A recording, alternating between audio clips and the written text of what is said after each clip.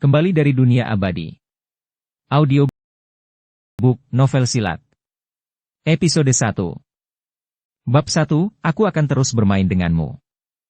Tang Xiu, di mana kamu menyembunyikan uang itu? Keluarkan sekarang juga. Tang Xiu, bahkan jika kamu butuh uang, kamu tidak bisa mencurinya. Seperti kata pepatah. Mencuri jarum saat muda, mencuri emas saat tua. Kamu tidak bisa menjadikan mencuri sebagai kebiasaan, atau hidupmu akan tamat. Tang Xiu, aku yakin kau berutang $3.000 untuk biaya sekolah. Apakah kau berencana menggunakan uang itu untuk membayarnya? Sekitar selusin orang mengelilingi Tang Xiu dan berbicara tanpa henti. Keraguan dan rasa jijik memenuhi mata mereka, dan nada bicara mereka penuh dengan ketidaksabaran. Wajah Tang Xiu memerah, dan tanda-tanda darah terlihat saat dia menggigit bibirnya. Matanya berkaca-kaca, tetapi dia berkata dengan tegas sambil mengangkat lehernya. Aku tidak mencuri uang. Xiang Wen, Mei Yun, kalian telah melihat Xiu Er tumbuh dewasa. Dia selalu jujur sejak kecil, studinya dan kepribadiannya selalu bagus, dan dia tidak pernah berbohong. Karena dia mengatakan tidak mencuri uang, maka $3.000 yang hilang itu pasti tidak ada hubungannya dengan dia, kata Su Lingyun. Dia memohon kepada seorang pria dan wanita paruh baya di sebuah rumah sambil memeluk erat putranya. Lingyun, kami tidak pernah mengatakan Xiu Er mencuri uang. Kami hanya berpikir dia menyembunyikan $3.000 mungkin karena dia ingin kamu tidak terlalu khawatir. Pria paruhbaya itu menoleh ke samping. Dia bahkan tidak berani menatap langsung ke arah Su Lingyun. Belajar dan kepribadiannya selalu bagus? Hoho.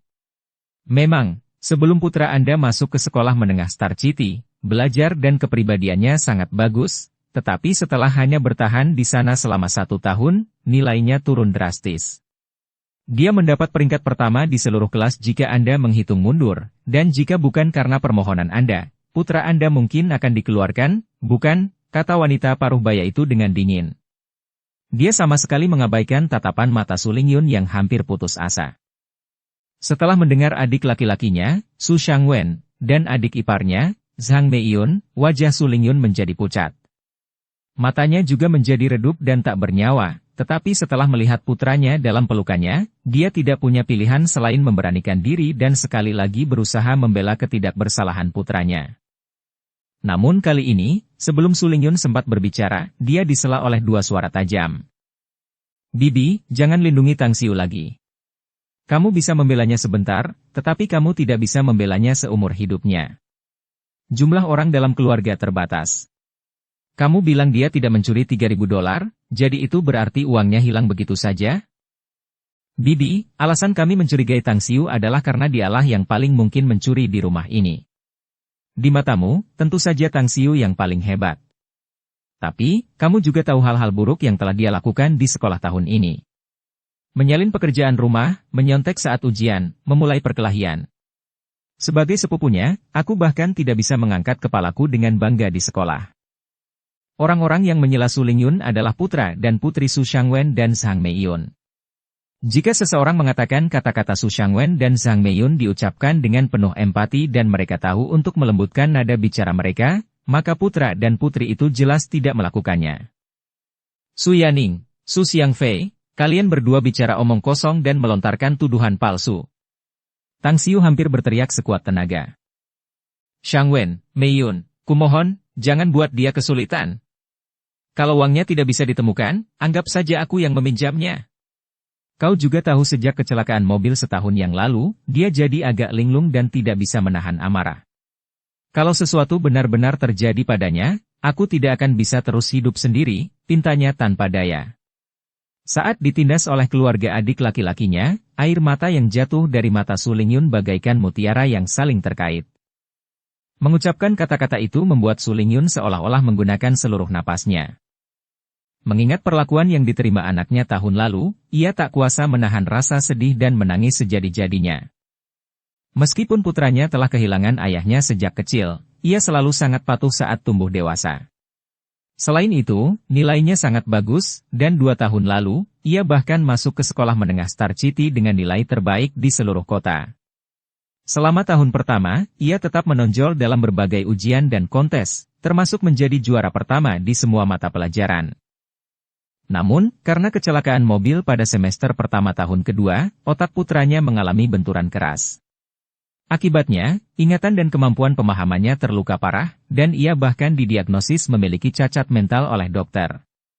Jika bukan karena permohonannya, dan sekolah tampaknya masih memberinya sedikit harapan, putranya kemungkinan besar sudah dikeluarkan dari sekolah. Melihat wajah Su Lingyun yang patah hati, suasana di dalam rumah menjadi hening sejenak. Su Yaning dan Su Xiangfei bahkan saling berpandangan, ekspresi mereka menunjukkan bahwa mereka tidak tahan melihat pemandangan itu. Ketika perhatian semua orang tertuju pada Su Lingyun, Tang Xiu yang dipeluknya sedikit gemetar. Matanya juga memancarkan secercah cahaya. Di mana tempat ini? Bukankah aku mati setelah gagal melewati kesengsaraan? Apa yang terjadi?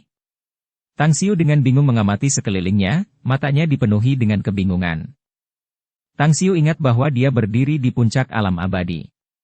Dia sedang melewati ujian keilahian, dan selama dia berhasil, dia akan dapat menjadi dewa di alam abadi, dan memperoleh kualifikasi untuk melewati gerbang kehidupan abadi. Berusaha sekuat tenaga mengingat apa yang sebenarnya terjadi, otot-otot wajah Tang Xiu berubah saat ekspresi yang sangat menyakitkan melintas di matanya. Sebelum terbangun kembali, adegan terakhir yang dia sadari akhirnya muncul di benaknya. Itu adalah momen paling krusial dari kesengsaraan Tang Xiu, ketika dia hampir mencapai akhir, ketika seluruh jiwa dan hatinya terkonsentrasi untuk melawan kesengsaraan ilahi. Punggungnya terbuka, dia hampir tidak memiliki perlindungan apapun. Dia berada dalam kondisi yang sama sekali tidak berdaya melawan beberapa teman baiknya yang kultivasinya sedikit lebih rendah, yang juga berada di puncak dunia abadi, dan yang memiliki banyak sekali persenjataan ilahi dan jimat tingkat dewa. Tepat setelahnya, saat dia baru saja melewati 9 tingkat kesengsaraan petir, apa yang dia hadapi adalah kesengsaraan hati yang tak berwujud namun sangat mengerikan, bertepatan dengan kesengsaraan iblis. Teman-teman baiknya yang awalnya melindunginya justru, dalam koordinasi yang mutlak, mengirimkan serangan yang mematikan ke arahnya. Di antara orang-orang itu, yang keterlaluan adalah kekasihnya selama beberapa ratus tahun, Su Qingcheng. Di bawah serangan terkoordinasi mereka, nasib Tang Xiu hampir sudah diputuskan. Bahkan, sebelum tubuhnya benar-benar hancur dan kesadarannya benar-benar hilang, orang-orang itu sudah dengan tidak sabar bergegas untuk mengambil buku kuno misterius yang terjatuh yang secara tidak sengaja ditemukannya di dalam sisa-sisa iblis kuno, seni tertinggi ruang inti. Sifat manusia sangat menjijikkan. Di hadapan seni ilahi yang benar-benar rahasia, persahabatan dan kasih sayang semuanya begitu. Tetapi, karena aku gagal melewati kesengsaraan, aku seharusnya tidak memiliki kesempatan untuk bertahan hidup. Tubuhku seharusnya menjadi debu, dan jiwaku seharusnya telah tersebar. Namun sekarang, apa yang terjadi?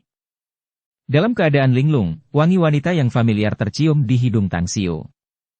Saat menghirup aroma itu, ekspresi kegembiraan yang luar biasa muncul di wajah Tang Xiu. Emosinya pun berangsur-angsur tenang.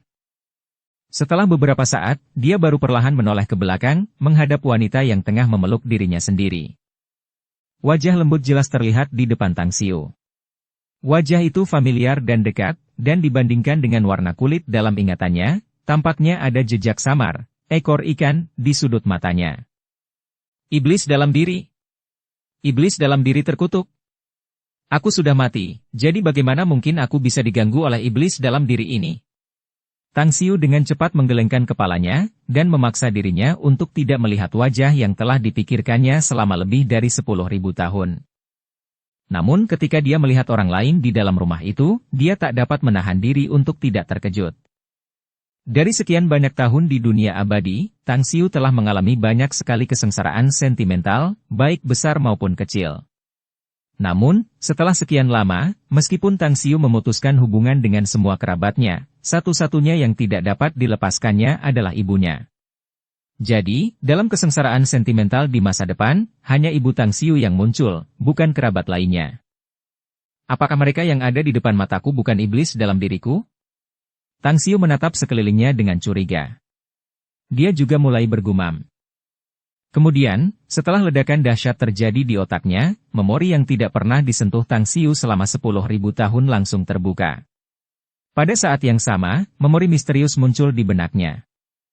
Aku benar-benar kembali ke bumi yang sudah lama kuinginkan. 10.000 tahun berlalu di dunia abadi, tetapi hanya 1 tahun berlalu di bumi. Setelah waktu yang lama, Tang Xiu baru mengerti apa yang terjadi.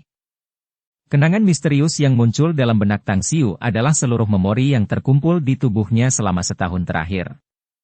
Dalam kecelakaan mobil setahun yang lalu, meskipun tubuh fisik Tang Xiu baik-baik saja, jiwanya terluka. Hal itu menyebabkan kecerdasannya menurun yang pada gilirannya menyebabkan dia mengalami hari-hari yang mengerikan di sekolah. Dia menyerap informasi seperti seorang pengamat, tetapi dia sangat jarang berpartisipasi dalam kegiatan. Akan tetapi, semua informasi itu tersimpan di kepala Tang Xiu, sehingga dia tahu dengan jelas apa yang telah terjadi setahun terakhir di bumi. Seutas jiwa Tang Xiu yang terluka telah pergi ke dunia abadi, dan memasuki tubuh cucu kaya dari manajer sekte suci burung vermilion dunia abadi. Di sana, ia menjalani kehidupan selama 10.000 tahun, penuh kegembiraan. Ia menjalani kehidupan 10.000 tahun yang bagaikan mimpi. Dia hanya tidak pernah menyangka ketika dia ditipu dan meninggal di dunia abadi, untaian jiwa itu akan kembali lagi ke tubuh di bumi. Saat ini, baru setahun berlalu sejak kecelakaan itu. Periwan Hua, Kaisar dan King, Setan Sitar Jiu Yao, pada hari aku kembali ke dunia abadi, akan menjadi saat di mana kalian semua akan mati. Mengingat kembali bagian-bagian kecil kehidupannya di dunia abadi, dan ketika bagian akhir ingatannya muncul kembali di otaknya, Tang Xiu hampir berteriak sambil menggertakkan giginya.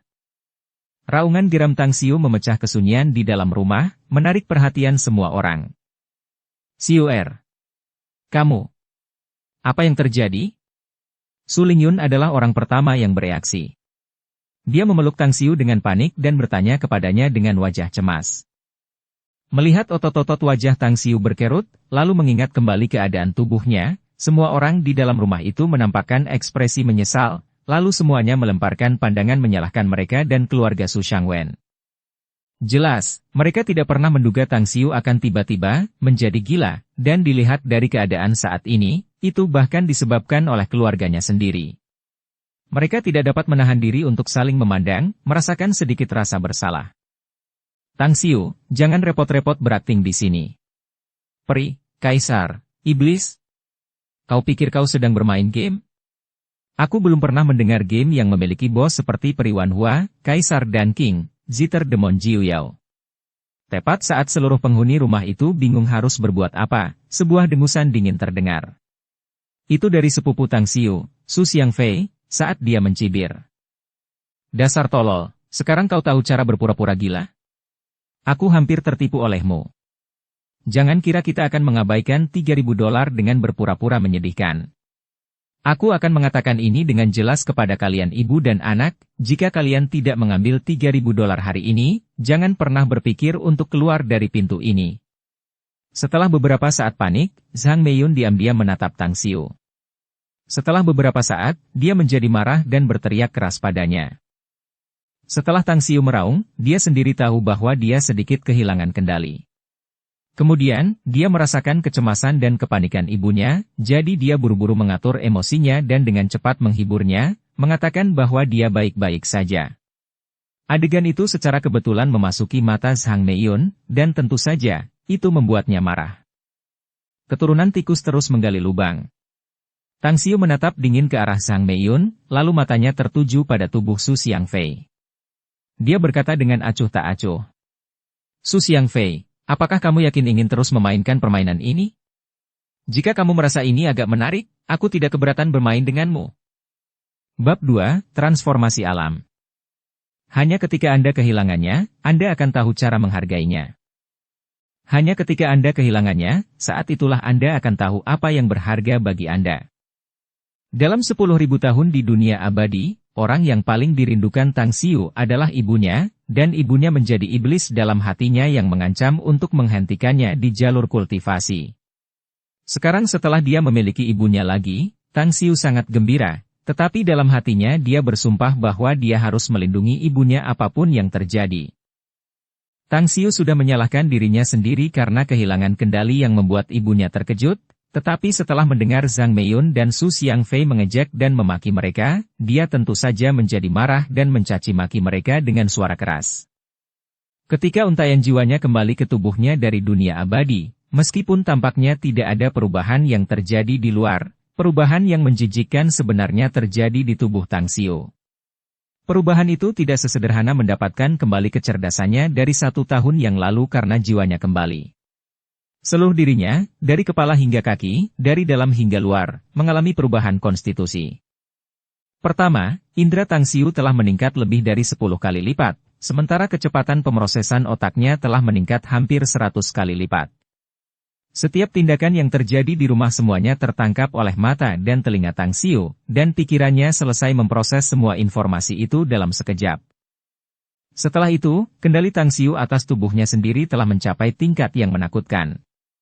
Seolah-olah tali yang selalu mengikatnya tiba-tiba putus, membebaskan dirinya dari ikatan itu, menghadirkan dunia baru di depannya. Terakhir, dalam 10.000 tahun Tang Xiu berada di dunia abadi, baik sebagai cucu kepala sekte suci atau ahli tertinggi, dia selalu berada di posisi tinggi dan terbiasa memerintah orang. Bertahun-tahun lamanya akumulasi sikap yang mengesankan tidak dapat dibayangkan oleh orang normal, dan ketika untaian jiwa kembali ke tubuh Tang Xiu di bumi, dia secara alami memiliki sikap yang mengesankan seperti itu. Saat Tang Xiu mencaci, suhu di ruangan itu tiba-tiba terasa seperti turun ke titik beku, dan semua orang mulai menggigil kedinginan tak terkendali. Zhang Meiyun dan Su Xiangfei bahkan tampak seperti dicekik di leher karena mereka tidak dapat mengucapkan sepatah kata pun. Tang Xiu, siapa yang membiarkanmu membuat keributan di depan kami? Apakah kau masih punya rasa hormat pada seniormu? Dan kau masih berani bersikap kasar setelah mencuri uang? Su Shangwen berdiri setelah hening sejenak dan membalas, menunjukkan sikap tegas meskipun sebenarnya dia takut. Dia samar-samar bisa merasakan ada beberapa perubahan pada keponakannya dan perubahan ini membuatnya merasa sangat tidak nyaman, bahkan memberinya rasa bahaya, namun dia tidak dapat menentukan dengan tepat apa perubahan itu. Ketika dia melihat istri dan putranya ditekan oleh keponakannya, dia terpaksa berbicara. Su Shangwen, hak apa yang kau miliki untuk berbicara padaku tentang menghormati orang tua kita? Memiliki aset lebih dari beberapa juta, tetapi Anda menelantarkan kakek dan nenek serta tidak mempedulikan mereka, meninggalkan mereka untuk menjalani kehidupan yang keras bersama paman di desa. Terlebih lagi, semua tagihan medis dan biaya hidup mereka dibagi rata di antara beberapa paman dan bibi. Apakah ini yang Anda sebut menghormati orang tua Anda? Setiap kali kita berkumpul dengan keluarga, Su Yaning dan Su Xiangfei, kedua saudara kandung ini akan selalu memukul dan memarahi orang yang lebih tua. Kamu dan istrimu juga akan bersikap sombong, memerintah orang lain, dan memamerkan kekayaanmu. Kamu sebut ini menghormati orang yang lebih tua? Setiap kali keluargamu mengadakan pesta, kakek, nenek, paman, ibu, dan aku akan selalu menyumbang biaya, tetapi keluargamu selalu berdalih bahwa jumlah tamunya terlalu banyak. Kami bahkan tidak memenuhi syarat untuk duduk di meja makan, apakah ini yang kau sebut menghormati orang yang lebih tua? Tang Xiu melirik sekilas dan mengabaikan tatapan tajam Su Shangwen yang menunjuk ke arahnya sambil mengkritik. Su Shangwen telah melalui pasang surut dalam industri perdagangan selama lebih dari 20 tahun, dan dia telah mengumpulkan sejumlah kekuasaan dan pengaruh. Su Shangwen terbiasa memerintah orang-orang di depan keluarga, jadi dia mengira omelannya yang keras akan menyebabkan Tang Xiu tergagap dan tidak tahu harus berkata apa. Namun, tidak pernah dalam mimpinya yang terliar, Su Shangwen akan tahu bahwa bahkan setelah menghadapi omelannya yang keras, Tang Xiu akan berani menentangnya alih-alih mundur dengan takut-takut. Terlebih lagi, sikap Tang Xiu yang mengesankan tidak lebih lemah darinya, bahkan sedikit menekan sikapnya yang mengesankan. Su Shangwen terkejut dengan kritikan Tang Xiu, wajahnya semerah pantat monyet, dan rasa berbulu yang tak terlukiskan muncul dari dalamnya. Bajingan ini, kau diberi hidup tetapi kau tidak punya moral, karena ibumu tidak mampu mendisiplinkanmu maka aku akan melakukannya. Tanpa cara untuk membela argumennya, Su Shangwen menjadi marah karena malu. Dia mengangkat tangannya dan menampar wajah Tang Xiu. Melihat Su Shangwen berani menyerangnya, Tang Xiu tanpa sadar menyeringai dingin. Selama 10.000 tahun dia berada di dunia abadi, siapapun yang mencoba melawannya semuanya hancur menjadi debu halus. Dengan sekejap, Tang Xiu tanpa sadar mencoba melepaskan keterampilan dari dunia abadi untuk menghukum semut fana yang berani bersikap sombong ini. Namun pada saat itu, wajahnya menjadi pucat pasi. Tang Xiu sudah terbiasa dengan dirinya di dunia abadi, tetapi dia lupa bahwa dirinya di bumi saat ini hanyalah manusia biasa. Bukan hanya tubuhnya tidak memiliki jejak kekuatan, tetapi lebih dari itu, tubuhnya saat ini sangat lemah sehingga tidak dapat dibandingkan dengan manusia biasa. Su Shangwen menyunggingkan senyum sinis nan arogan saat melihat gerak-gerik Tang Xiu yang terkejut dan tamparannya hanya berjarak kurang dari 10 cm dari wajah Tang Xiu. Melihat tamparan Su Shangwen hendak mendarat di wajahnya, Tang Xiu tanpa sadar menunjukkan ekspresi marah. Dia tidak pernah menerima kekalahan dalam 10.000 tahun ketika dia berada di dunia abadi, namun dia malah ditampar oleh manusia biasa. Su Shangwen, beraninya kau? Tang Xiu berteriak histeris, matanya memancarkan cahaya yang menakutkan. Apa? Apa yang tidak berani kulakukan? Sebagai pamanmu, bukankah aku punya kualifikasi untuk mendisiplinkanmu? Su Shangwen terkejut oleh tatapan tajam Tang Xiu saat gerakan tangannya ragu-ragu sebentar. Setelah mengucapkan kalimatnya, Su Shangwen marah dengan Tang Xiu yang menentangnya. Dia tidak menarik kembali tangannya tetapi meningkatkan lebih banyak kekuatan saat dia terus menampar ke arah wajah Tang Xiu. Namun, keraguan Su Shangwen memberi kesempatan pada Tang Xiu untuk menghindar. Saat Su Shangwen membalas untuk menambah keberaniannya, Tang Xiu sudah menghindar ke satu sisi dalam sekejap. Tepat ketika Tang Xiu mengira bahwa ia telah berhasil lolos dari situasi ini, suara "plaak" yang keras bergema di samping telinganya, menyebabkan jantungnya berdebar kencang. Ia menoleh ke belakang karena terkejut dan menyadari bahwa tamparan yang diberikan Su Shangwen benar-benar mendarat di wajah ibunya. Saat itulah Tang Xiu tiba-tiba teringat bahwa ia berada dalam pelukan ibunya belum lama ini, dan tentu saja ibunya akan berdiri di belakangnya dengan erat. Ketika ia menghindar, tamparan Su Shangwen tentu saja akan mendarat di wajah ibunya. Rasa sesal, sakit, amarah, menyalahkan diri sendiri. Pada saat itu, hati Tang Xiu ditelan oleh segala macam emosi negatif. Tidak, itu tidak benar. Dilihat dari posisi Su Shangwen berdiri dan panjang lengannya, tamparan tadi tidak mungkin mengenai wajah ibunya. Dia pasti marah besar karena malu karena aku menghindar, dan sengaja mengambil kesempatan untuk memukul ibuku. Adegan tadi terputar kembali dalam pikiran Tang Xiu secepat kilat, lalu dia menatap Su Shangwen dengan dingin. Ketika Tang Xiu melihat sudut mulut Su Shangwen memperlihatkan seringai mengejek sementara dia masih agak condong ke depan akibat tamparan itu, kemarahan Tang Xiu mencapai titik ekstrim. Tanpa sadar, dia hampir ingin maju dan mempertaruhkan nyawanya untuk melawannya. Namun, melihat perawakan Su Shangwen yang kuat seperti beruang, dan mengingat kembali betapa lemahnya tubuhnya, Tang Xiu dengan paksa menekan dorongan hatinya. Namun, itu tidak berarti bahwa Tang Xiu akan membiarkannya begitu saja dan menderita dalam diam.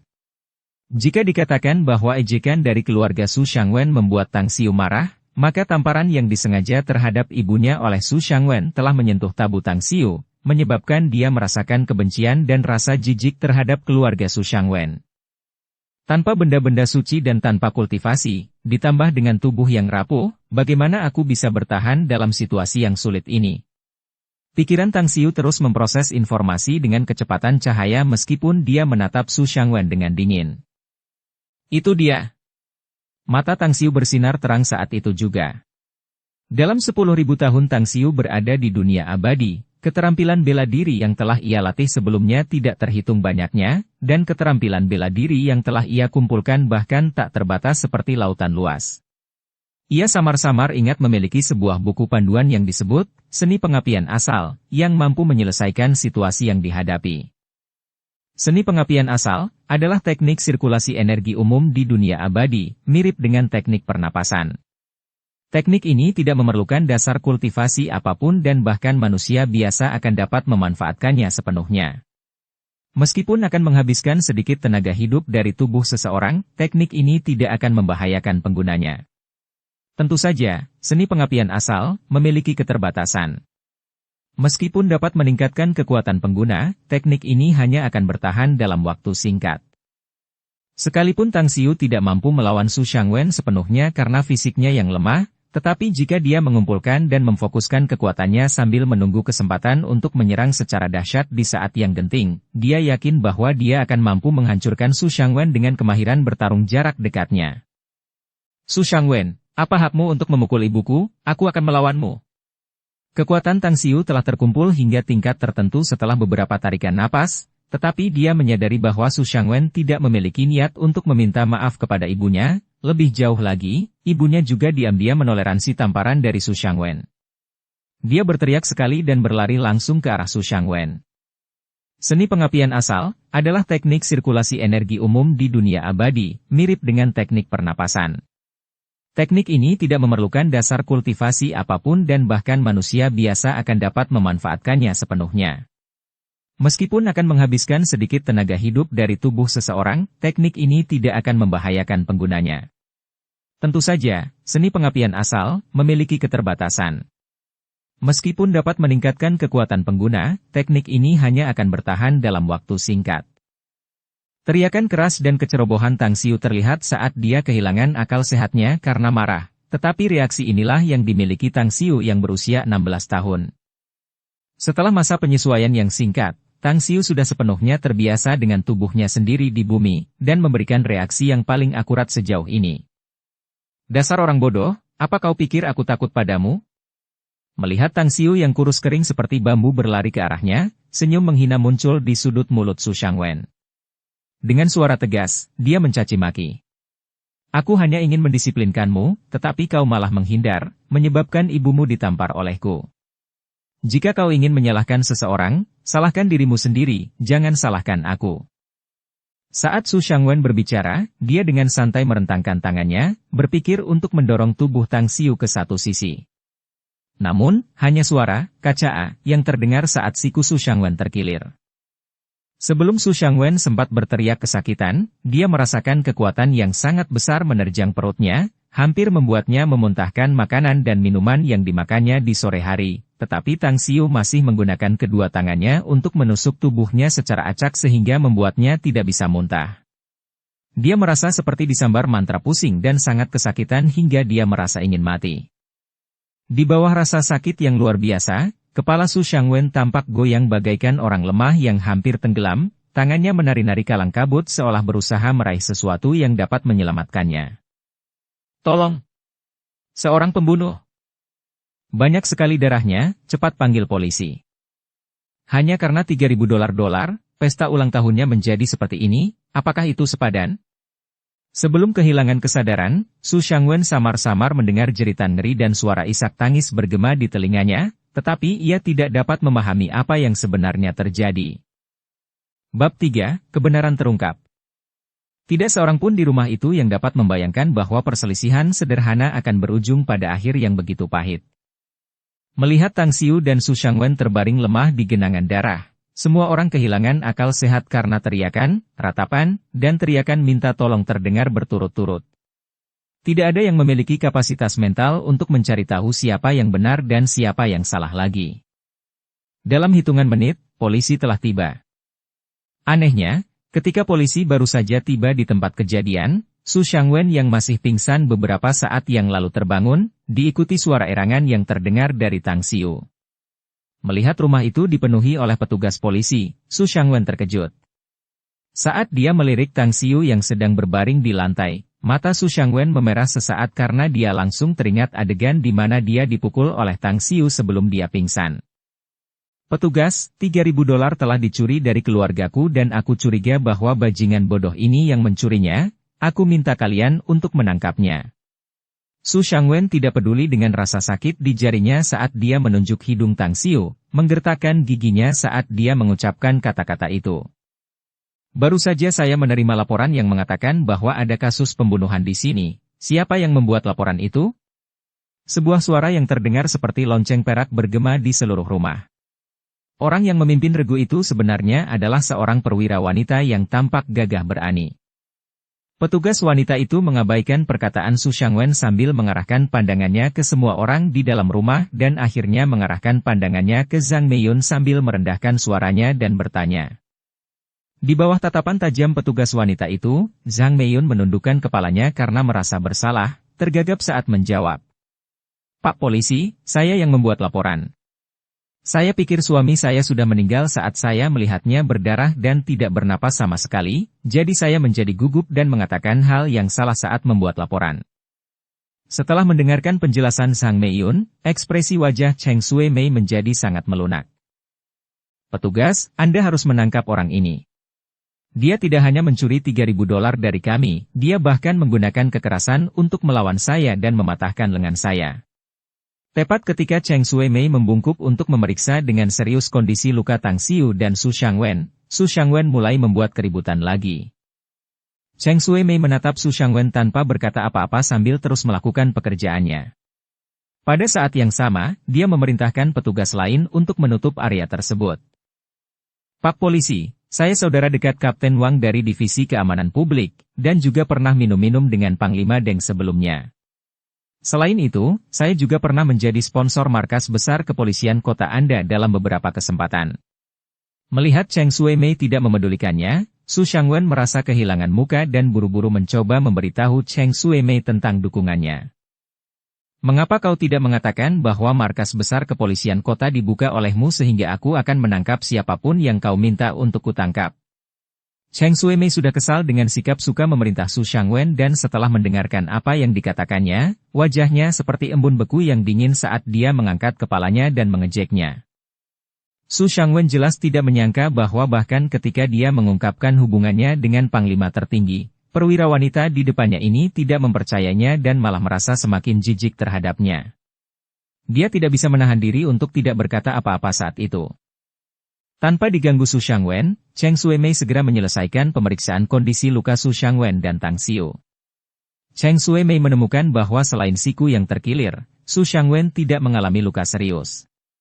Di sisi lain, ada banyak luka di pinggang dan perut Tang Xiu, dan dia tampaknya dalam keadaan setengah sadar. Yang membuat Cheng Shuemei bingung adalah penyebab genangan darah yang begitu banyak di lantai. Dia dapat memastikan bahwa meskipun luka-luka pada Tang Xiu tampak mengerikan, sebenarnya tidak seserius itu. Akan tetapi, semua orang di tempat kejadian mengatakan bahwa Tang Xiu lah yang batuk dan memuntahkan seluruh genangan darah di lantai, membuatnya bertanya-tanya apakah ada masalah dengan matanya.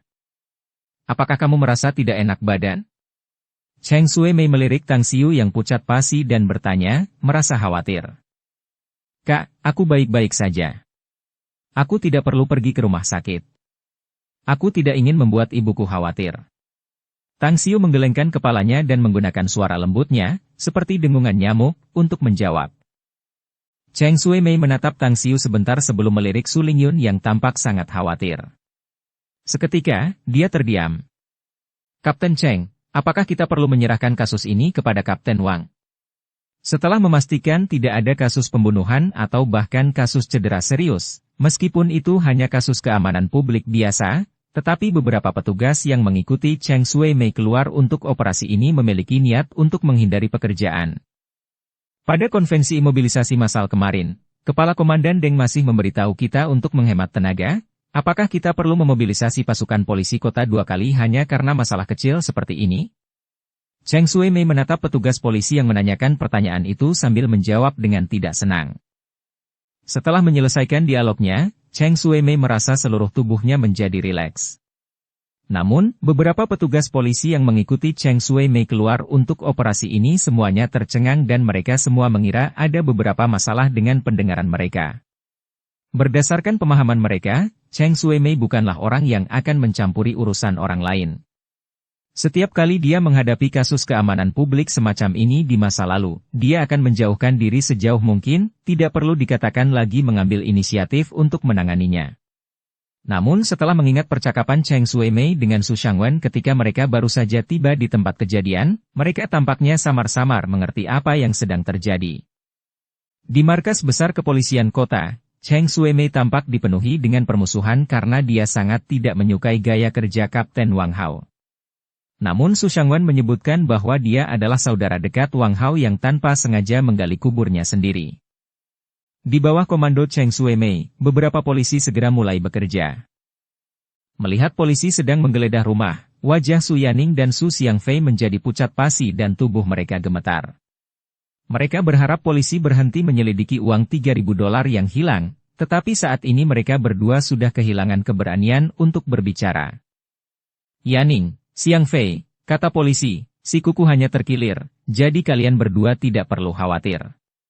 Melihat kedua anaknya menunjukkan ekspresi yang tidak biasa, Su Shangwen berpikir bahwa kedua anaknya masih takut karena dia pingsan tadi dan menghibur mereka sambil tersenyum tipis. Mendengarkan ayahnya menghibur mereka, Su Yaning dan Su Xiangfei hampir menangis. Mereka tidak berani menjelaskan kepada ayah mereka karena polisi masih ada di sekitar. Tak lama kemudian, polisi menemukan uang $3.000 di dalam rumah. Uang itu ditemukan di atas lemari pakaian di kamar tidur dan saat polisi menemukan uang $3.000, mereka juga menemukan jejak telapak tangan yang jelas. Bagian atas lemari pakaian itu sudah lama tidak dibersihkan sehingga menyebabkan lapisan debu tipis mengendap di sana, dan orang yang menyembunyikan uang itu secara tidak sengaja meninggalkan jejak. Cheng Shuimei menatap cetakan tangan itu sejenak sebelum mengalihkan pandangannya ke semua orang, dan terakhir memusatkan pandangannya ke Su Xiangfei. Su Xiangfei, bisakah kau menjelaskan kepadaku apa yang telah terjadi hingga menyebabkan jejak tangan ini? Cheng Shuimei dengan tegas menanyai Su Xiangfei saat dia menatapnya. Itu bukan salahku, kakak perempuan yang berteriak padaku untuk menyembunyikan uang itu. Kakak perempuan berkata bahwa dia membenci Tang Xiu, dan Tang Xiu juga bajingan bodoh yang terkenal karena kesalahannya, bahkan jika kita menuduhnya, dia tidak akan bisa membela diri. Su Xiangfei sudah merasa bersalah dan ketika dia mendengar pertanyaan tegas Cheng Shuimei, kondisi mentalnya yang tegang telah runtuh dan menyingkirkan kesalahan itu dengan cepat. Aku hanya ingin menggoda Tang Xiu sedikit, aku tidak pernah punya niat untuk mencuri uang. Melihat semua orang di rumah memusatkan pandangan mereka padanya, Su Yaning menjadi bingung saat dia buru-buru menjelaskan dirinya sendiri. Setelah mendengarkan penjelasan Su Xiangfei dan Su Yaning, bahkan jika Cheng Shuimei tidak mengatakan apa-apa, semua orang di rumah dapat mengerti apa yang sebenarnya terjadi. Setelah semua keributan itu, sebenarnya si pencurilah yang menyebut orang lain sebagai pencuri. Keluarga ini memang luar biasa. Keluarga ini bahkan tidak kekurangan $3.000, mengapa mereka ingin menuduh anak orang tua tunggal dan ibu janda ini secara tidak adil? Pasti ibu dan anak itu sangat tidak beruntung karena memiliki saudara seperti itu. Kalau aku jadi mereka, aku pasti sudah memutuskan hubungan dengan saudara seperti itu sejak lama dan tidak akan pernah berhubungan lagi, dan akan menanggung malu tanpa alasan. Hari ini adalah perayaan ulang tahun Su Shangwen yang ke-40 dan meskipun sejumlah besar tamu telah pergi setelah jamuan makan siang, masih akan ada sejumlah tamu yang tinggal untuk melanjutkan jamuan makan malam. Awalnya hanya beberapa orang yang ada di kamar tidur yang tahu tentang masalah ini, tetapi ketika Tang Xiu membocorkan masalah ini, semua tamu tahu apa yang telah terjadi dalam sekejap. Bagaimanapun juga, menonton pertunjukan yang bagus adalah sifat manusia, dan terlebih lagi ketika pemeran utama perayaan terlibat erat di dalamnya. Kedatangan polisi tidak diragukan lagi telah menarik semua tamu dan bahkan semua orang di lingkungan itu bergegas turun untuk bergabung dalam keributan. Awalnya semua orang percaya bahwa Tang Xiu lah yang benar-benar mencuri $3.000 karena ia miskin dan putus asa. Namun ketika kebenaran terungkap, mereka merasa bahwa masalah itu sangat keterlaluan. Sementara mereka bersimpati dan mengasihani Su Lingyun dan Tang Xiu, pandangan ke arah keluarga Su Shangwen dipenuhi dengan kebencian dan hinaan.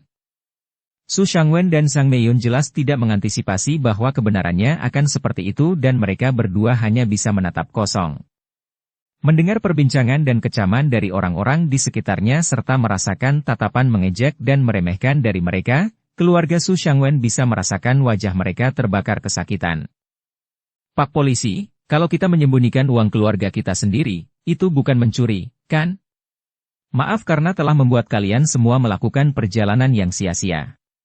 Setelah berusaha keras, Su Shangwen berhasil menenangkan emosinya dan dengan senyum yang dipaksakan, dia berjalan ke arah Cheng Shuimei dan memohon dengan lembut. Memang bukan tindak pidana menyembunyikan harta kekayaan keluarga sendiri. Namun menurut ketentuan hukum pidana negara kita, jika melakukan penghinaan di muka umum atau mengarang kebohongan untuk memfitnah orang lain dengan kekerasan atau cara lain, maka dalam kasus yang serius dapat dikenakan hukuman penjara 3 tahun ke bawah, kurungan, pengawasan, atau pencabutan hak politik. Selain itu, menurut peraturan hukum pidana negara kita, melukai tubuh orang lain dengan sengaja akan dijatuhi hukuman penjara 3 tahun atau kurang, penahanan atau pengawasan. Menyebabkan luka serius pada orang lain akan dijatuhi hukuman penjara 3 tahun atau lebih, 10 tahun atau kurang. Karena penyerangan Anda, Tang Xiu menderita banyak luka dan bahkan muntah darah dan jatuh pingsan. Bahkan jika Anda tidak dijatuhi hukuman penjara 10 tahun, hukuman penjara 3 hingga 5 tahun tidak dapat dihindari. Cheng Shuimei mencibir saat melihat Su Shangwen masih belum menyadari kesalahannya sendiri dan bahkan dengan acuh tak acuh membela tindakan putranya. Mengabaikan tatapan memohon dari keluarga Su Shangwen, Cheng Shuimei melambaikan tangannya sambil berkata dengan suara lantang. Bawa semua orang terkait yang terlibat kembali ke kantor polisi untuk mengambil pernyataan dan menginterogasi mereka. Petugas, ini salah paham, semuanya salah paham, Tang Xiu adalah keponakan kami tidak akan pernah memfitnah atau bahkan dengan sengaja melukainya. Melihat bahwa Cheng Shuimei benar-benar akan menangkapnya, Su Shangwen panik saat dia menarik lengan bajunya dan mulai memohon dengan keras. Su Shangwen menatap Su Lingyun dengan mata memohon saat dia menjelaskan kepada Cheng Shuimei. Zhang Meiyun juga menyadari bahwa saat ini, hanya Su Lingyun dan Tang Xiu, ibu dan anak ini yang dapat membantu keluarga mereka. Dia menarik lengan baju putrinya dan perlahan berjalan mendekati Su Lingyun. Lingyun, seperti kata pepatah, jika warga tidak bersuara, pemerintah tidak akan menyelidiki, kita semua adalah satu keluarga jadi mari kita bicara di balik pintu tertutup. Lelucon yang dilakukan Yaning dan Xiang Fei memang melewati batas, tetapi mereka berdua masih anak-anak jadi mereka hanya bermain-main. Jadi bagaimana kalau kita pergi memberitahu petugas polisi bahwa kita akan menyelesaikan masalah ini secara pribadi? Zhang Meiyun memohon sambil tersenyum meminta maaf. Saat Su Lingyun mendengar Zhang Meiyun menghindari masalah utama dan hanya berbicara hal-hal sepele, dia langsung memalingkan wajahnya. Kakak kedua, hari ini memang Xiang Fei yang salah dan aku akan membiarkan dia meminta maaf kepada Tang Xiu, setelah itu masalah ini akan diselesaikan. Jika kau benar-benar ingin mempersulit keadaan maka kami akan memutuskan semua hubungan denganmu. Su Shangwen mendengus dingin dan memberikan tatapan mengancam saat dia melihat bahwa Su Lingyun benar-benar berani bersikap angkuh di depan istrinya. Jangan lupa bahwa Tang Xiu masih belajar di SMA Star City. Jika dia tidak memiliki aku sebagai pendukung di sekolah, berdasarkan nilai dan karakternya, dia mungkin akan dikeluarkan dari sekolah kapan saja. Kata-kata dingin yang keluar dari mulut Su Shangwen menyebabkan suhu di seluruh rumah turun lebih dari 10 derajat. Tubuh Su Lingyun juga menggigil dan tidak punya pilihan selain menoleh untuk melihat ke arah Su Shangwen. Dukung channel Novel Silat dengan subscribe, follow, like, komen dan share. Bab 4, Seni Tertinggi Ruang Sejati. Perkataan Su Shangwen tidak hanya mengguncang Su Lingyun, tetapi juga membuat semua orang di rumah tercengang. Mereka tidak pernah menyangka bahwa Su Shangwen bisa bersikap tidak tahu malu seperti ini, tidak meminta maaf ketika putranya bersalah, tidak bersikap baik ketika memohon kepada orang lain, dan bahkan menggunakan status yang lebih tinggi untuk mengancam orang lain. Akan tetapi, jika mengingat kembali pengaruh Su Shangwen di Kota Bintang, semua orang tidak dapat menahan diri untuk tidak meratapi Su Lingyun dan Tang Xiu. Sekalipun karakter Su Shangwen menjijikkan, itu adalah kebenaran yang tak dapat disangkal bahwa ia memiliki aset lebih dari beberapa juta dan koneksi yang ia bangun selama bertahun-tahun di Star City dapat membuat seseorang kehilangan harapan. Tepat ketika semua orang mengira bahwa Su Lingyun yang lemah lembut akan takluk pada ancamannya, senyum tiba-tiba muncul dari wajah Su Lingyun yang tanpa ekspresi saat dia berjinjit pelan, mengangkat tangannya dan menampar wajah Su Shangwen dengan kejam. Tamparan itu begitu keras dan jelas sehingga setiap orang di ruang tamu mengira ada masalah dengan pendengaran mereka. Di mata semua orang, Su Lingyun adalah orang yang santun dan tenang, pemarah dan mudah bergaul, mengatakan bahwa dia memiliki karakter yang lemah juga bukan hal yang tidak mengenakan, hanya ada beberapa kali dia diganggu dan tidak sekalipun dia menindas orang lain. Namun untuk pertama kalinya dalam hidupnya, dia benar-benar berani menampar seseorang, dan yang ditampar bahkan adalah Su Shangwen yang kuat dan tegap. Hal ini membuat semua orang tercengang. Melihat Su Shangwen ditampar oleh ibunya, Tang Xiu merasa sangat puas dan tidak dapat menahan tawanya, tetapi kegembiraan itu hanya berlangsung sebentar. Tubuh Tang Xiu di bumi sangat rapuh sejak awal. Tiba-tiba jiwanya kembali, kesedihan dan kebahagiaan yang luar biasa dalam waktu yang singkat itu dan ditambah dengan penggunaan teknik pernapasan dari seni pengapian asal yang membakar habis kekuatan hidup pengguna telah membuatnya pingsan setelah hanya 3 kali tertawa terbahak-bahak. Ketika Su Shangwen menyadari bahwa ia ditampar oleh adik perempuannya yang lebih pendek darinya dengan selisih yang sangat besar, kilatan ganas melintas di matanya saat ia berteriak marah dan ingin menghajar Su Lingyun. Namun, Su Shangwen tidak pernah menyangka bahwa sebelum ia sempat bertindak, sepasang borgol dingin telah mendarat di tangannya. Cheng Shuimei yang berdiri di samping mengamati kejadian itu telah mencegahnya untuk mengamuk dan melukai orang lain. Aku dan Huan Su akan mengirim Tang Xiu ke rumah sakit, Nyonya Su Lingyun akan mengikuti kami. Kalian semua akan membawa orang-orang terkait yang terlibat ke kantor polisi. Cheng Shuimei melotot ke arah Su Shangwen dengan jijik, dan dengan lambaian tangannya, dia mengakhiri operasi hari ini. Su Shangwen bagaikan bola karet yang mengempis dan layu seketika saat dia melihat siluet Cheng Shuimei yang pergi. Begitu pula Zhang Shuimei yang tidak pernah menyangka bahwa pesta perayaan yang meriah itu akan berakhir tragis karena kesalahan keluarga mereka sendiri. Meskipun mereka dapat dibebaskan dengan mudah setelah ditangkap, tetapi reputasi mereka di mata teman-teman dan tetangga telah tercoreng. Di sisi lain, Su Yaning dan Su Xiangfei sudah tercengang sejak beberapa waktu lalu. Mereka jelas tidak bisa memahami bagaimana sebuah lelucon sederhana bisa membuat mereka dalam keadaan putus asa seperti itu. Tang Xiu lah yang memanipulasi seluruh kejadian ini, dia sengaja membesar-besarkan masalah ini. Senyum licik Tang Xiu dan kata-katanya tentang keinginan untuk terus bermain bersama Su Xiangfei tiba-tiba muncul di benaknya saat Su Xiangfei berteriak histeris. Namun sayangnya pada saat ini, tidak ada yang peduli dengan Su Xiangfei yang gelisah lagi. Sementara itu di rumah sakit Star City malam semakin larut. Era hal-hal sepele, dia langsung memalingkan wajahnya. Langit malam berkilauan dengan bintang-bintang saat seberkas sinar bulan bersinar melalui jendela kaca menuju wajah Tang Xiu yang kurus kering, pucat, namun anggun. Dengan para dewa di langit, dan para iblis di darat, alam semesta telah menentukan bahwa para dewa dan iblis akan dipisahkan. Jika para dewa adalah makhluk suci, apakah iblis adalah makhluk yang rendah? Jika iblis lebih unggul, apakah para dewa adalah makhluk yang lebih rendah? Alam semesta selalu bergerak, kekuatan dan kelemahan sulit dipisahkan, yin dan yang pada akhirnya akan bertemu.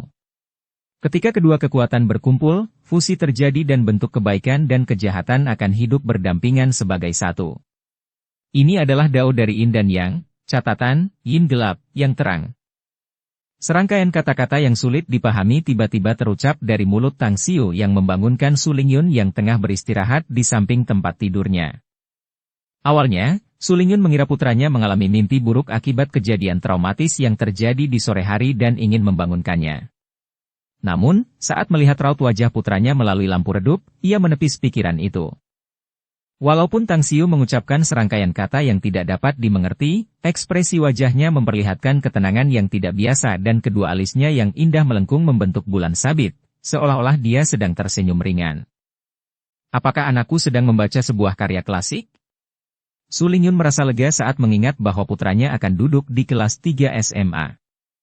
Pada saat berikutnya, mata Su Lingyun tiba-tiba terbuka lebar. Ia terkesima oleh cahaya yang tiba-tiba muncul dari bintang-bintang di luar jendela yang kemudian berubah menjadi serpihan-serpihan kecil cahaya bintang, menembus jendela dan menyinari wajah pucat putranya. Serpihan-serpihan cahaya bintang itu kemudian diam-diam berasimilasi ke dalam tubuhnya. Setelah beberapa saat, lapisan tipis kabut putih perlahan terbentuk dan menyelimuti tubuh putranya yang tampak seperti ilusi fantasi di malam gelap.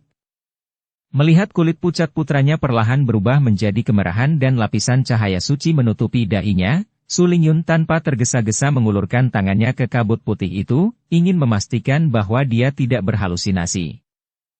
Namun saat dia menyentuh kabut putih, semuanya menghilang begitu saja.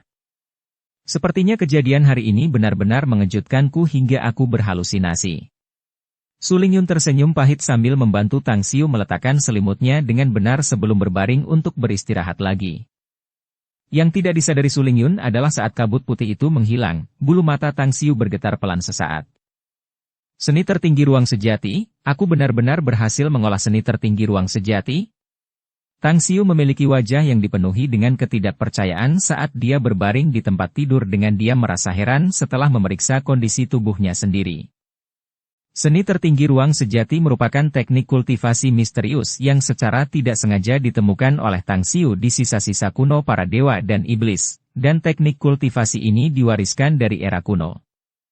Konon pada zaman dahulu kala, saat energi surgawi belum terbentuk, dunia dipenuhi dengan energi tak berbentuk. Umat manusia bagaikan semut, sedangkan dunia dikuasai oleh ras dewa dan iblis, yang keterampilan bela dirinya mampu memindahkan gunung dan menguras lautan. Leluhur ras dewa memiliki wawasan yang sangat kuat, sehingga teknik kultivasi mereka sebagian besar adalah mengolah pikiran. Di sisi lain, leluhur ras iblis memiliki fisik yang sangat kuat, sehingga teknik kultivasi mereka sebagian besar adalah mengolah tubuh. Meskipun teknik kultivasi dewa dan iblis sangat kuat, tetapi saling bertentangan, sehingga mustahil untuk mengolah kedua teknik pada saat yang bersamaan. Itu juga karena teknik kultivasi dewa dan iblis yang terlalu kuat sehingga menyebabkan punahnya kedua ras, hanya menyisakan jejak medan perang dan serpihan teknik rahasia. Seni tertinggi ruang sejati yang ditemukan Tang Xiu diklaim sebagai teknik kultivasi tertinggi yang memungkinkan para jenius dari ras dewa dan iblis untuk mengolahnya. Setelah memperoleh teknik kultivasi, Tang Xiu menjadi sangat gembira saat mulai mempelajari teknik tersebut. Namun, setelah 100 tahun, ia tidak punya pilihan selain mengakui bahwa ia tidak dapat mengolahnya. Alasannya adalah karena teknik kultivasi ini mengharuskan kultivator untuk mengembalikan kondisi fisik dan mentalnya ke titik awal saat kultivator diberi kehidupan, yang berarti, kembali ke kondisi saat mereka masih janin. Tidak hanya tubuh yang harus berada dalam bentuk yang paling murni, pikiran juga harus berada dalam bentuk yang paling murni. Ini tidak mungkin dicapai. Tang Xiu mengasingkan diri untuk mempelajari seni tersebut secara menyeluruh selama 100 tahun, tetapi ia masih belum dapat menemukan solusinya. Karena kecewa, Tang Xiu melemparkan seni tertinggi ruang sejati ke dalam cincin penyimpanannya seolah-olah itu adalah sampah. Ia tidak membagikannya kepada kekasih dan teman dekatnya karena ia merasa bahwa itu tidak akan berguna bagi mereka. Itu tidak hanya akan membuang-buang waktu dan tenaga mereka, tetapi bahkan dapat mengakibatkan penyimpangan kultivasi. Namun justru keputusan inilah yang menyebabkan kekasihnya beserta sahabat karibnya menaruh kebencian dalam hati mereka dan akhirnya bergandengan tangan untuk menghadapi Tang Xiu, menyebabkan jiwanya hancur dan mati karena dendam. Bagaimana aku bisa mengolah seni tertinggi ruang angkasa sejati hanya dalam 1 malam di bumi, bahkan ketika aku telah gagal mengolahnya setelah menghabiskan 100 tahun di dunia abadi? Apakah karena tubuhku di bumi memiliki bakat mengolah yang lebih baik daripada tubuhku di dunia abadi? Tang Xiu merenung. Tak lama kemudian, Tang Xiu menepis anggapan itu. Sebagai cucu dari kepala sekte suci di dunia abadi, ia dipelihara dengan segala macam harta surgawi bahkan ketika ia masih dalam kandungan ibunya, dan bahkan setelah ia lahir. Ia diperkuat secara eksternal dan internal. Kecerdasan dan bakat kultivasinya juga sangat mengerikan. Tidak hanya kultivasinya berkembang dengan sangat cepat, jumlah pil spiritual, keterampilan bela diri, alat kultivasi, dan jimat yang dimilikinya juga membuat orang lain iri. Di sisi lain, tubuh Tang Xiu di bumi kekurangan gizi sejak muda. Selain itu, ia begitu fokus pada studinya sehingga ia mengabaikan latihan tubuhnya. Setelah kecelakaan mobil, ia menjadi sangat kikuk dan sering melukai dirinya sendiri. Jadi tidak masuk akal jika tubuhnya di bumi memiliki bakat kultivasi yang lebih baik daripada tubuhnya di dunia abadi. Karena masalahnya bukan pada pengembangan bakat, lalu apa masalahnya? Tang Xiu merenung sekali lagi saat dia merasakan aliran energi dari bintang-bintang dan juga kekuatan hidup yang lemah namun berbeda mengalir melalui tubuhnya. Seni tertinggi ruang sejati mengharuskan sang kultivator untuk mengembalikan kondisi fisik dan mentalnya ke titik awal saat kultivator tersebut diberi kehidupan, yang berarti, kembali ke kondisi saat mereka masih berupa janin. Dikatakan bahwa pada zaman kuno ketika energi surgawi belum terbentuk, yang ada hanyalah energi tak berbentuk. Secara kebetulan, bumi saat ini praktis tidak memiliki energi surgawi di lingkungannya. Adapun keadaan fisik dan mental. Setelah muntah darah dan tidak sadarkan diri, tubuhku berada dalam kondisi lumpuh di mana aku tidak dapat mengendalikan tubuhku sendiri dan ini hampir tidak dapat memenuhi persyaratan untuk memulai dari awal. Jiwaku juga baru saja kembali yang menyebabkan kondisi mentalku tidak ternoda, jadi untuk mengatakan bahwa itu memulai dari awal juga tidak dapat disangkal. Setelah memutuskan untuk mencobanya, Tang Xiu mengambil risiko dengan terus maju tanpa pikir panjang, mengingat kembali isi yang telah susah payah dihafalnya lebih dari 100.000 kali dan memulai fase pertama kultivasinya. Tahap pertama seni tertinggi ruang angkasa sejati, melampaui bintang-bintang. Dengan adanya dewa di langit, dan iblis di darat, alam semesta telah menentukan bahwa dewa dan iblis akan dipisahkan. Jika dewa adalah makhluk suci, apakah iblis adalah makhluk rendahan?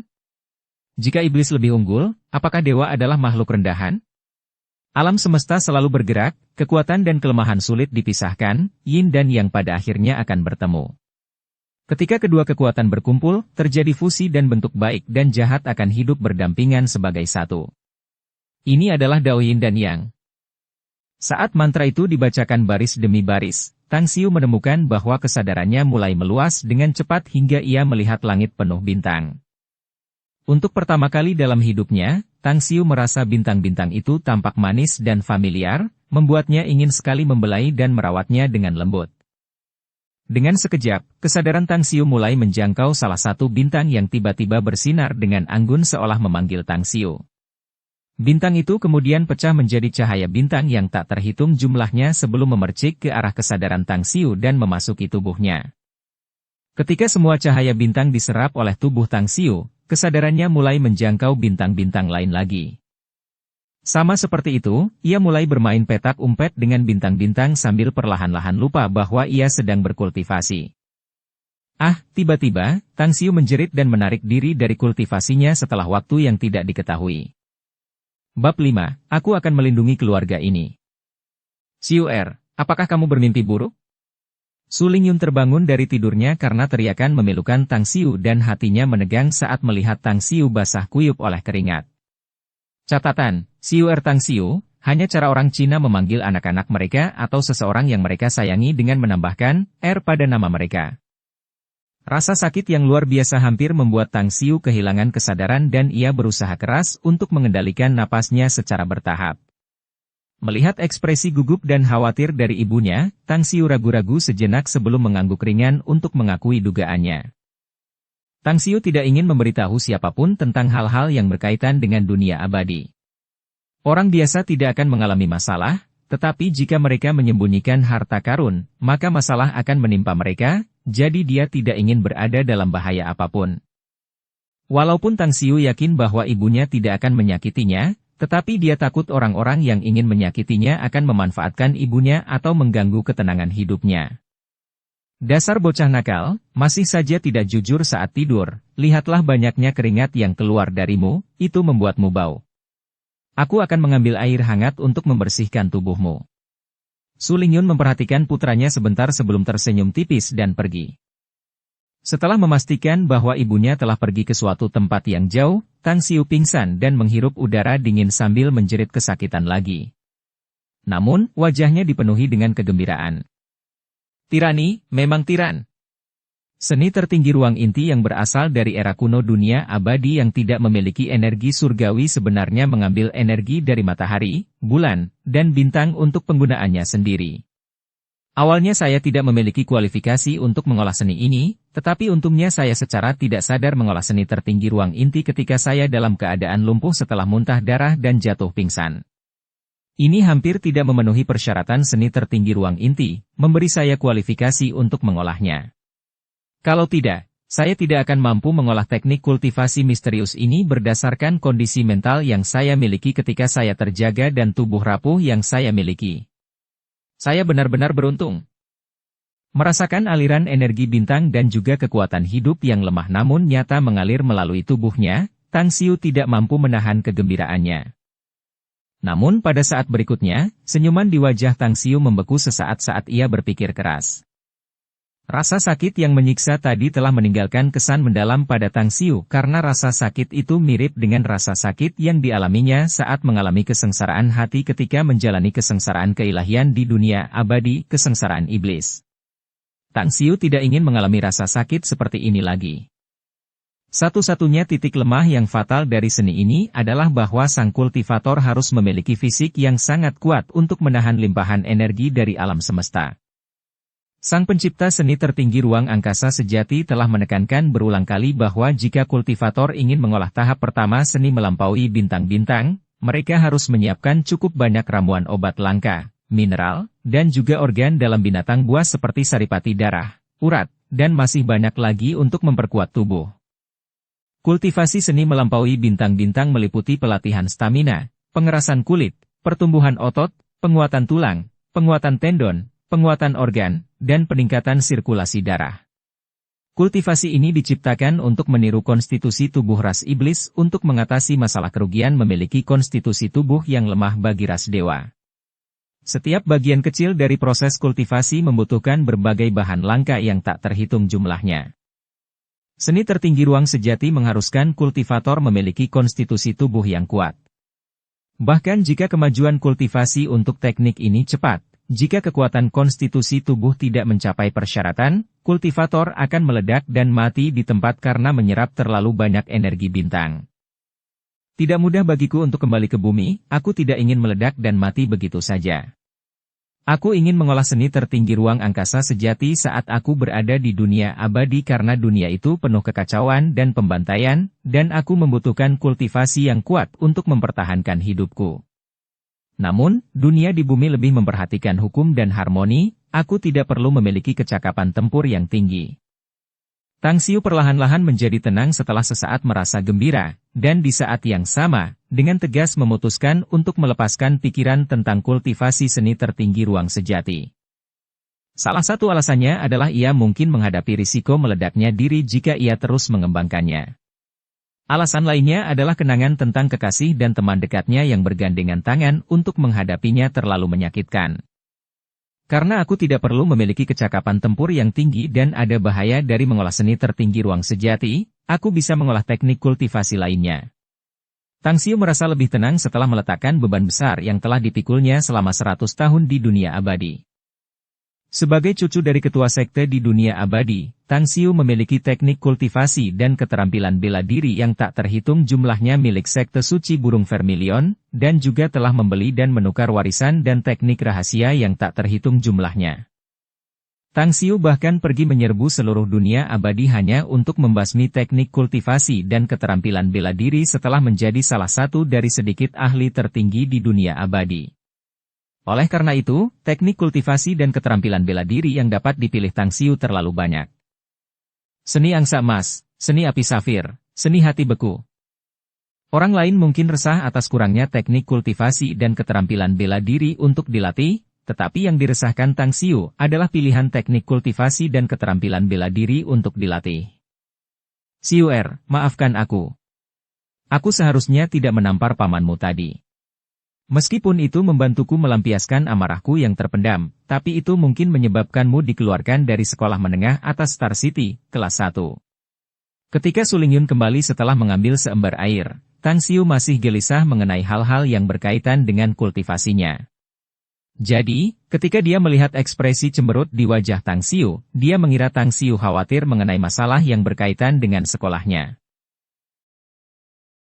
Bersambung ke episode 2. Dukung kami dengan subscribe, follow, like, komen dan share. Terima kasih.